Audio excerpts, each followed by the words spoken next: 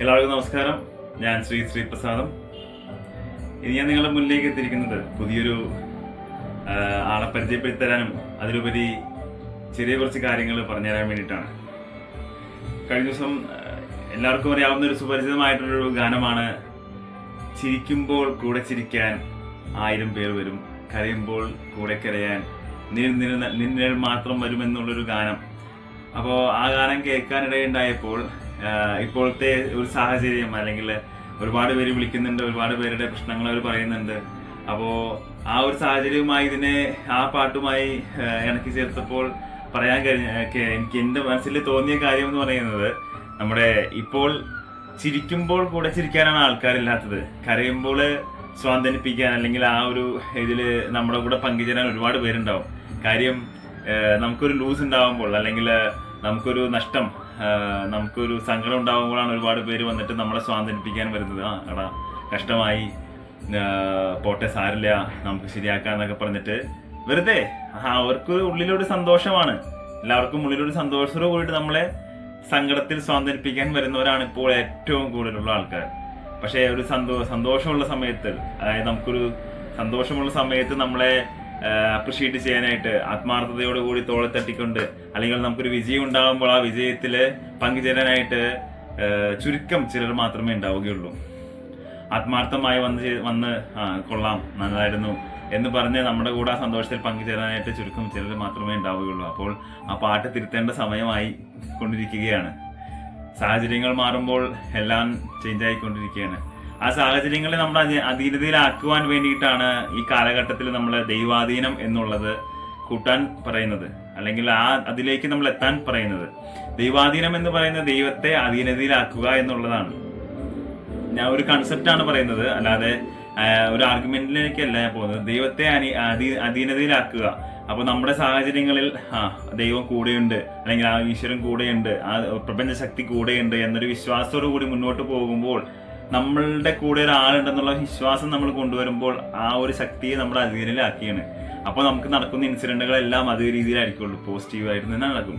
പക്ഷേ എന്ത് ചെയ്തിട്ടും ശരിയാവുന്നില്ല, നന്നാവുന്നില്ല, നേരെയാവുന്നില്ല എന്ന് പറയുന്നവരോട് പറയാനുള്ള കാര്യം, നമ്മൾ കീപ് ട്രൈ. നമ്മുടെ കർമ്മഫലം നമുക്ക് അനുഭവിച്ചേ പറ്റുള്ളൂ. അതിന്റെ വ്യാപ്തി, തീവ്രത കുറയ്ക്കുക എന്നുള്ളതാണ് നമുക്ക് ചെയ്യാൻ പറ്റുന്ന. അമ്പലങ്ങളിൽ പോയി അല്ലെങ്കിൽ പള്ളികളിൽ പോയി കുറച്ച് നേരം ഇരിക്കുക, അവിടെ വഴിപാടുകൾ ചെയ്യുക എന്നുള്ളത് കൊണ്ട് ഉദ്ദേശിക്കുന്നത്. അല്ലാതെ പൂർണ്ണമായി ഇതെല്ലാം മാറ്റി നിർത്താൻ ആർക്കൊണ്ടും പറ്റില്ല. അത് അനുഭവിക്കാനുള്ളത് അനുഭവിച്ച് തന്നെ പറ്റുള്ളൂ. തീവ്രതകൾ കുറയ്ക്കുക, ദൈവാധീനം കൂട്ടുക, നമ്മുടെ വിശ്വാസത്തിൽ നമ്മൾ ആ ഒരു പ്രപഞ്ചശക്തിയുടെ ശക്തി കൂടുതലാക്കി കൊണ്ടുവരിക. അപ്പോൾ നമുക്ക് പറയുന്ന എല്ലാവിധ പ്രശ്നങ്ങൾക്കും ഒരു പരിധി വരെ എല്ലാ മാറ്റങ്ങളും ഉണ്ടാവും. പിന്നെ യാത്രകൾ ചെയ്യുക, ചെലവുകളില്ലാത്ത നല്ല നല്ല യാത്രകൾ ചെയ്യുക. അത് ജീവിതത്തിൽ നല്ല രീതിയിലുള്ള പല മാറ്റങ്ങളും കൊണ്ടുവരും. അപ്പോൾ ഇന്ന് പരിചയപ്പെടുത്താൻ പോകുന്നത് പഞ്ചലോഹത്തിൽ തീർത്ത മണിമാല. ഇത് 4mm മണിമാലയാണ്. ഇത് 8 പിടി ലെങ്ത് ഉണ്ടാവും. 8-9 പിടി ലെങ്ത് ഉള്ള മണിമാലകൾ ലഭ്യമാണ്. പഞ്ചലോഹം ധരിക്കുക എന്ന് പറയുന്നതിന്റെ അർത്ഥം, പണ്ട് കാലങ്ങളിൽ കുട്ടികൾക്ക് 28 കെട്ടുമ്പോൾ പെരുമണി എന്ന് പറഞ്ഞ് അരയിൽ കെട്ടിക്കൊടുക്കുന്ന ഒന്നായിരുന്നു പഞ്ചലോഹം. സ്വർണം, വെള്ളി, ചെമ്പ്, ഇരുമ്പ്, ഈയം, ഈ 5 ലോഹങ്ങൾ ചേർന്നിട്ട് വരുന്ന പരിശുദ്ധമായിട്ടുള്ള പഞ്ചലോഹത്തിന് പല ശക്തികളുണ്ട്. പഞ്ചധാതുക്കളുടെ ഏറ്റക്കുറച്ചുകൾ നികത്തുവാനായിട്ട്, പഞ്ചഭൂതങ്ങളുടെ സാന്നിധ്യം കൂട്ടുവാനായിട്ട് പഞ്ചലോഹത്തിന് നമ്മളെ സഹായിക്കും. അതുപോലെ തന്നെ വാതപിത്ത കഫം, അതാണ് നമ്മുടെ രോഗങ്ങളെല്ലാം സ്റ്റാർട്ടിങ് സ്റ്റേജ്. ആ സ്റ്റാർട്ടിങ്ങിൽ, അതാണ് കുട്ടികൾക്ക് ഇട്ട് കൊടുക്കുന്നതിന്റെ പ്രധാനമായിട്ടുള്ളൊരു കാര്യം എന്ന് പറയുന്നത്. ആ സ്റ്റാർട്ടിങ് സ്റ്റേജിൽ അതിനെ റെക്കഗ്നൈസ് ചെയ്തിട്ട് അതിന്റെ സ്വഭാവത്തിൽ മാറ്റങ്ങൾ വരുത്തി ആ രോഗത്തിന്റെ വ്യാപ്തി കുറയ്ക്കുവാനായിട്ട് പഞ്ചലോഹത്തിന് സാധിക്കും. അപ്പോൾ കാരണവന്മാര് പണ്ട് ചെയ്തിരുന്ന അല്ലെങ്കിൽ കൊണ്ടുവന്നിരുന്ന കാര്യങ്ങളായിരുന്നു ഇതൊക്കെ. അപ്പോൾ പഞ്ചലോഹത്തിൽ തീർത്തിട്ടുള്ള മണിമാല കഴുത്തിൽ ധരിക്കാം. ഇത് പൊട്ടില്ല. അങ്ങനെ എത്ര വലിച്ചാലും നമ്മുടെ സാധാരണയുള്ള ഏതൊരു മാലനേക്കാളും നല്ല കാഠിന്യമായിരിക്കുള്ളൂ പഞ്ചലോഹം. നമ്മൾ ലൈഫ് ലോങ് നമുക്ക് യൂസ് ചെയ്യാൻ പറ്റും. അത്രയേറെ നമ്മുടെ ശരീരത്തിന്റെ ഹീറ്റിനനുസരിച്ച് ഇതിന്റെ സ്വഭാവത്തിൽ മാറ്റം ഉണ്ടാവും. ബോഡി ഹീറ്റ് കൂടുമ്പോൾ ഇതൊരു പിച്ചള കളറിലേക്ക് ചേഞ്ച് ആവുന്നത് നമുക്ക് ശ്രദ്ധിക്കാം. ചുവന്ന കളറിലേക്ക് വരുന്നത് ശ്രദ്ധിക്കാൻ പറ്റും. നമ്മുടെ ബോഡി നോർമലി കൂൾ ഡൗൺ ആയി കഴിഞ്ഞാൽ ശ്വസിതമായ പഴകിയ ഒരു സ്വർണത്തിന്റെ കളറിലേക്ക് തിരിച്ചു വരികയും ചെയ്യും. അതാണ് പഞ്ചലോഹത്തിന്റെ പ്രത്യേകത. നമ്മുടെ ബോഡി ഹീറ്റിനനുസരിച്ച് ഇതിൽ സ്വഭാവത്തിൽ മാറ്റങ്ങൾ ഉണ്ടാവും. പഞ്ചലോഹം 4 mm പഞ്ചലോഹ മാലകൾ ലഭ്യമാണ്. അതുപോലെ തന്നെ പഞ്ചലോഹ തീർത്ത നമ്മുടെ ശിവലിംഗമാല, ശിവലിംഗത്തിന്റെ ആകൃതിയിലുള്ള ശിവലിംഗമാല പഞ്ചലോഹത്തിൽ തീർത്തിട്ടുള്ളതാണ്. അതും ധരിക്കുന്നത് നല്ലതാണ്.